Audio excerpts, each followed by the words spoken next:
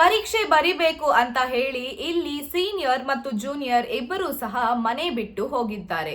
ಹೌದು ವೀಕ್ಷಕರೇ, ವಿದ್ಯಾರಣ್ಯಪುರದ ಠಾಣೆಯ ವ್ಯಾಪ್ತಿಯಲ್ಲಿ ಈ ಒಂದು ಘಟನೆ ನಡೆದಿದ್ದು, ಸೆಕೆಂಡ್ ಪಿಯುಸಿ ಓದ್ತಿದ್ದಂತಹ ತನಿಷ್ಕಾ ಮತ್ತು ಫಸ್ಟ್ ಪಿಯುಸಿ ಓದ್ತಿದ್ದಂತಹ ತೇಜಸ್ವಿನಿ ಇಬ್ಬರೂ ಸಹ 1 ತಿಂಗಳಿಂದ ನಾಪತ್ತೆಯಾಗಿದ್ದಾರೆ. ಪೊಲೀಸರು ಮತ್ತು ಕುಟುಂಬಸ್ಥರು ಎಷ್ಟೇ ಹುಡುಕೋದಕ್ಕೆ ಪ್ರಯತ್ನ ಪಟ್ಟರೂ ಸಹ ಇದುವರೆಗೂ ಅವರ ಸುಳಿವೇ ಸಿಕ್ಕಿಲ್ಲ.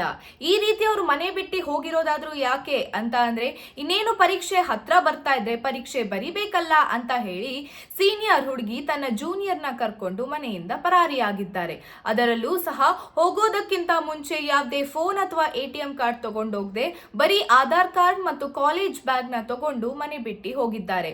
ಹೋದ ವರ್ಷ ಸಹ ಎಕ್ಸಾಮ್ ಟೈಮ್ ಅಲ್ಲೇ ಎಕ್ಸಾಮ್ ಬರಿಬೇಕು ಅಂತ ಹೇಳಿ ಕೈ ಕುಯ್ಕೊಂಡು ಹೈ ಡ್ರಾಮಾ ಕ್ರಿಯೇಟ್ ಮಾಡಿದ್ರು.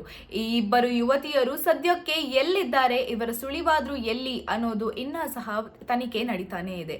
ಸೊ ಹಾಗಿದ್ರೆ ಇವ್ರು ಸಿಗ್ತಾರಾ ಇಲ್ವಾ ಅನ್ನೋದನ್ನ ನಾವು ಕಾದ್ ನೋಡ್ಬೇಕಾಗುತ್ತೆ.